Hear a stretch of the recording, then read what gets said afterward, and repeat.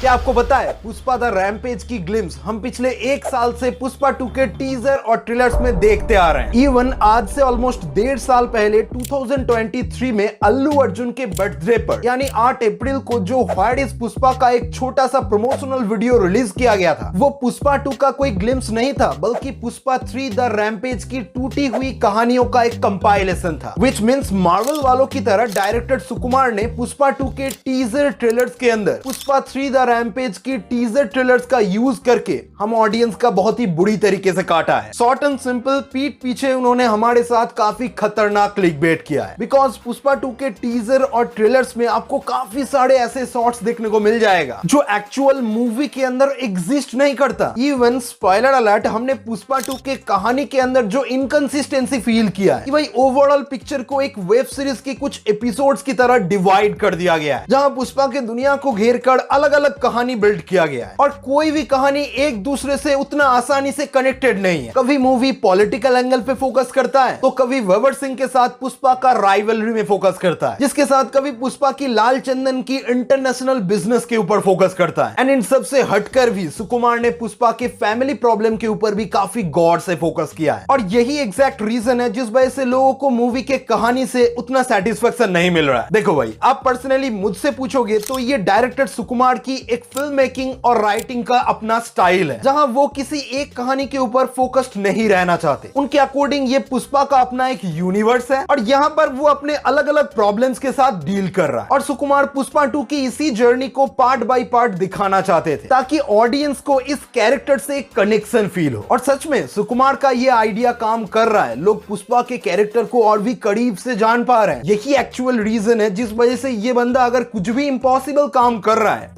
लोग उसे एक्सेप्ट कर रहे हैं, इवन काफी इजीली एक्सेप्ट कर रहे हैं कि पुष्पा नाम का ये कैरेक्टर मास पिक्चर में ऐसा ही है, इसके लिए नथिंग इज इम्पॉसिबल। ऑल्दो घूम फिर के ये तो एक मास मूवी है ना, तभी मूवी के क्लाइमैक्स में अल्लू अर्जुन का फाइटिंग परफॉर्मेंस इलॉजिकल होने के बावजूद भी लोग मास पिक्चर समझ के एंजॉय कर रहे हैं। जो भी कहो भाई, आइकॉन स्टार अल्लू अर्जुन के परफॉर्मेंस में वो मैजिक है जो एक मीडियोकर स्टोरी लाइन के ऊपर भी स्टैंड आउट कर जाता है। खैर, speaking of its the rampage, तो मेरे अकॉर्डिंग सुकुमार के दिमाग में पुष्पा 3 का कहानी काफी पहले से क्लियर था और जितना मैं समझ रहा हूं उन्होंने पार्ट 3 को ऑलरेडी 20 to 30% शूट कर लिया है, कंप्लीट कर लिया है, जिसमें से कुछ चीजों को हमें प्रमोशनल मटेरियल के थ्रू दिखाया भी गया है। नहीं तो अचानक से पुष्पा 2 मूवी के स्टार्टिंग में डॉग फाइटिंग सीक्वेंस को अधूरा क्यों छोड़ दिया गया? जब पुष्पा पानी में गिरता है वो सीन कट हो जाता है और हमें दिखाया जाता है कि ये पुष्पा का एक सपना था, जबकि हमने ट्रेलर में उसे पानी से उतरते हुए देखा था।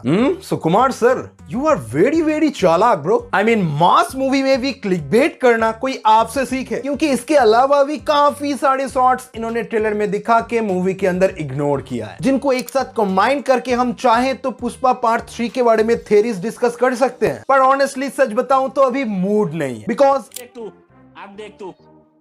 अब तू गया बेटा, अब तू गया, देख तेरी औकात मैं दिखाता हूँ तुझे। बिकॉज आपने मेरी पुष्पा 2 के पिछले तीनों वीडियोस में उतना एंगेज नहीं किया है। सो मेरा दिल और दिमाग कह रहा है कि अगर तेरा एफर्ट लोगों को वैल्यू प्रोवाइड नहीं कर रहा है तो दिहाड़ी मजदूर की तरह मेहनत मत कर। ऑडियंस को लाइट वेट चीजें भी विदाउट मसाला पसंद आता है, तो मैंने सोचा आपको आज वही सर्व कर दूं, जिसके लिए कुल मिला के मेरे पास सिर्फ 2 ही पॉइंट्स हैं, जिसमें से पॉइंट नंबर 1, कुछ हमारे नीज के यूट्यूबर्स ने पुष्पा 2 मूवी को ओपनली क्रिटिसाइज किया। डेफिनेटली वो यूट्यूब पे मूवी रिव्यू कर रहे हैं तो क्रिटिसाइज करना तो जायज है और मेरे अकॉर्डिंग उनका नाम लेना में भी इंपॉर्टेंट ना हो, पर उन्हें देखने वाले लोग मेरे लिए काफी मायने रखते हैं, क्योंकि मैंने अपनी काफी सारे दोस्तों के बातचीत से ये फील किया कि मेजॉरिटी यूथ ऑडियंस एक मूवी को देखने से पहले उस मूवी के रिव्यूज देखकर अपने दिमाग में एक एक्सपेक्टेशन सेट कर लेते हैं। मैं ऐसा नहीं कह रहा कि सब लोग यही करते हैं, पर यूट्यूब रिव्यूज का रिस्पॉन्स देखकर तो लगता है वो ऑडियंस काफी ज्यादा है जो हमारी यूट्यूब फिल्म रिव्यू कम्युनिटी के ऊपर काफी भरोसा करते हैं कि भाई इस यूट्यूबर ने तो ऐसा ही कहा था और मूवी सच में वैसा ही निकला है। इवन मेरे तो काफी सारे हरामी दोस्त मूवी देखने से पहले ही रिव्यूज देखकर सोशल मीडिया में पिक्चर के बारे में ओपिनियन शेयर करना चालू कर देते हैं और मूवी देखने से पहले ही अपने अंदर एक अलग पर्सपेक्टिव बिल्ड कर लेते हैं। अब देखना, डेफिनेटली आपके साथ भी ऐसा कभी ना कभी हुआ होगा कि पुष्पा 2 तो सुनने में आ रहा है कि एक छपड़ियों का मूवी है, पार्ट 2 में तो पार्ट 1 जैसा उतना मजा ही नहीं है, गाने तो पहले ही खराब थे, स्टोरी लाइन भी उतना खास नहीं है।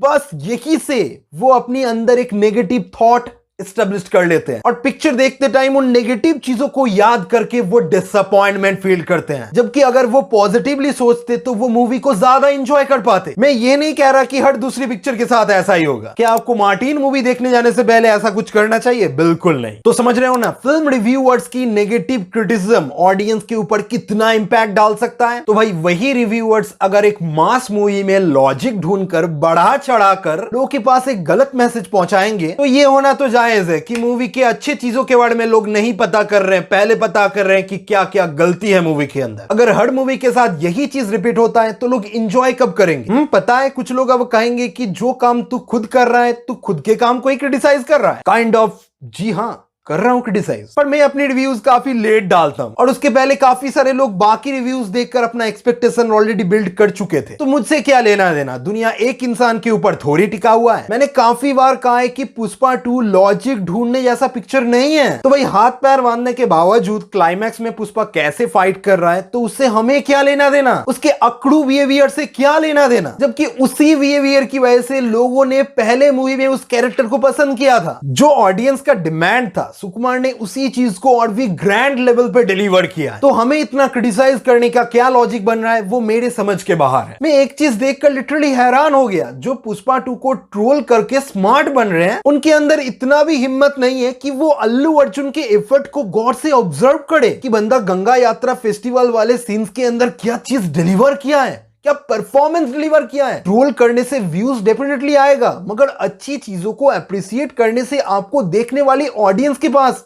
गलत मैसेज तो नहीं पहुंचेगा। खैर इसमें आपका क्या ओपिनियन है आप कमेंट के अंदर बताओ। हम दूसरे पॉइंट पर जंप करते हैं। क्या पुष्पा 2 मूवी बाहुबली 2 मूवी का all time highest record 1800 crore को क्रॉस कर पाएगा? यूजुअली ऐसी बातचीत हम बॉक्स ऑफिस एनालिसिस वाले वीडियोस में करते हैं, पर अभी मैंने अपडेटेड कलेक्शन चेक किया तो पता चला मूवी अपने फर्स्ट वीकेंड में ही 800 से 850 करोड़ कमा चुका है और अगला वीकेंड आते आते ये मूवी 1000 से 1200 करोड़ तक कमा लेगा। भाई 1100 करोड़ का पोस्टर कल्कि वालों ने हमें मूवी रिलीज होने के ऑलमोस्ट 25 दिन बाद डिलीवर किया था और अब देखकर लगता है पुष्पा 2 वाले वही पोस्टर 10 से 12 दिनों के अंदर हमें दे देंगे। तो इसके बाद क्या तबाही होगा वो मैं अभी नहीं बताऊंगा। अगले 1-2 दिनों के अंदर बॉक्स ऑफिस एनालिसिस पार्ट 2 आएगा, आप वहां पर देख लेना। सब्सक्राइब कर लेना, कुछ ही घंटों के अंदर हम फिर मिलते हैं। बाय। उत्सव की तैयारी करो।